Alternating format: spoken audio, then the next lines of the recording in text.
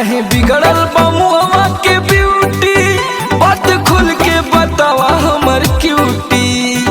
का हो काहे अनसाइल बाड़ो, काहे बिगड़ल बा मुहवा के ब्यूटी, बात खुल के बतावा हमर क्यूटी।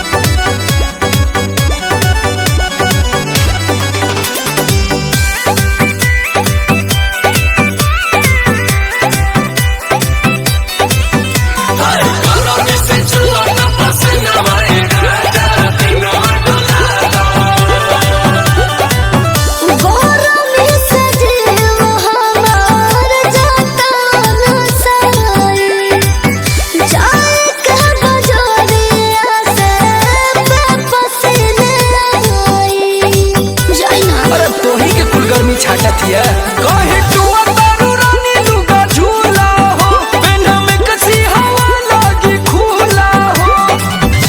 अपना दिमाग से धनिया हटा दा, गहरा में सचवा तपस नवा राजा दिनवा डोला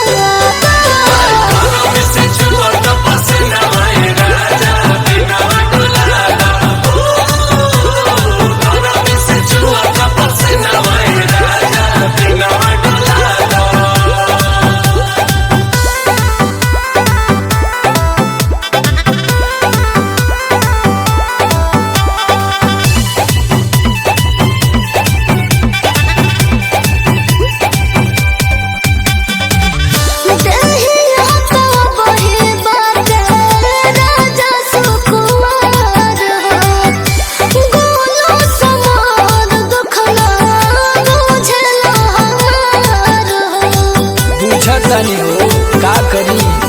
रोज रगड़ा तू बर्फ के पानी हो, सब दूर हो जाए परेशानी हो।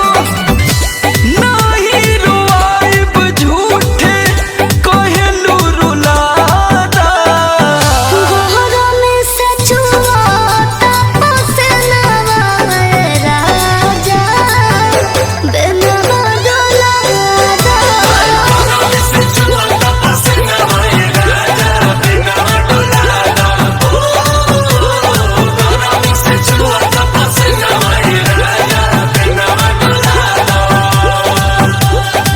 रूप पगली सरसोईया बिके दे एसी लगवा देती।